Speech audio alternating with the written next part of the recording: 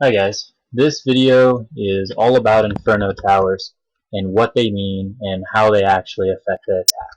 So once you get used to them, they're not the big bad wolves you think they are. So first up is single Inferno towers. And by the way, in multi-target Inferno towers, single target Infernos are completely different cases, and I'm going to go over each separately. So how the single targeting Inferno tower works is it starts out by doing 30 DPS. After 2 seconds, it amps up to something like 500, 400 DPS. After a couple more seconds, it amps up all the way to 1250 DPS. And at that point, it's going to kill whatever it's hitting, like lickety split. So, whole process, it can kill a golem in about 6 seconds. And what this means is that it's going to take the same amount of time. It's probably going to take about 4 seconds to kill a hawk, which only has 500 health. But it's going to take about 6 seconds to kill a golem, which has like 6,000, 5,500, 5,000 health, something like that. Huge difference in health, only 2 seconds difference in amount of time.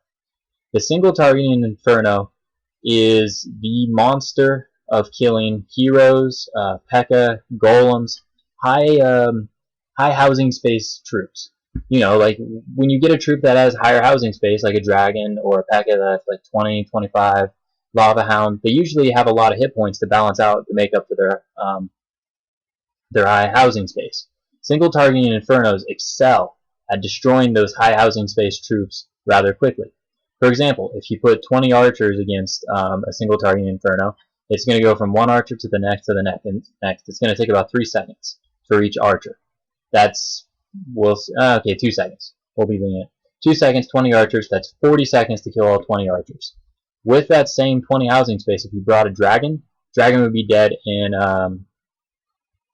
5 seconds? So we're talking 40 seconds versus 5 seconds here. That's where the single targeting Inferno tower shines, is when it's fighting high housing space troops.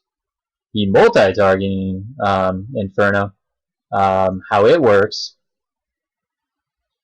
it does 38 damage per second, just a flat number, and it does it to 5 targets. And what that means is that if a golem comes into this compartment, the Inferno tower is going to be doing 38 DPS to it. 38 DPS to a golem is nothing. It is tickling the golem to death with pretty much a feather made out of fire. It's nothing. The golem doesn't even care at all.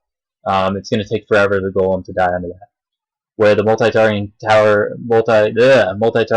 Inferno tower shines is the wizards that come behind the golem.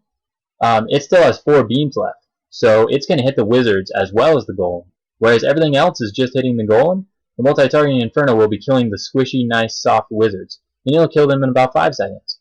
And pretty soon, the golem's just all alone, because everything that comes in behind it is squishy, like witches, wizards, squishy things that do high damage, loons, they're going to be dying behind it.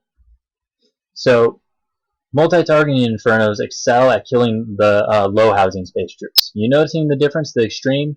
Inferno towers kill high housing space troops, Inferno towers kill low housing space troops. And what that means is witches, wizards, hogs, loons, all those low housing space troops, they die super quick to multi-targeting Infernos, and you want to keep those troops away from multi-targeting Infernos. So you kind of get in the picture here. You send in low housing space troops against single targets, and high housing space troops against multi-targeting Infernos. And something I really want to point out that a lot of people don't know, healing effects get blocked by its extreme heat. I'm going to underline this because it's something that's very important. That means if you drop a heal spell and the multi-targeting Inferno is touching whatever it is that's in the heal spell, it's not actually getting healed at all. If other defenses shoot it, the damage is being done to it. The heal spell does not heal anything being touched by a multi-targeting Inferno or single targeting Inferno. So don't put a heal spell anywhere near either Inferno.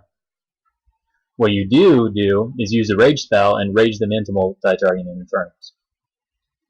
The other thing is, single targeting Infernos, they really only do a high amount of damage once it's on that largest beam after about 6 seconds, 4 or 5, 6 seconds when it amps up to its 3rd level. So what you can do is once it's on its second level, you drop a free spell on it, and you buy about 8 seconds worth of time. When the Inferno tower comes back up, it has to start over again. It has to amp back up on whatever target it's targeting.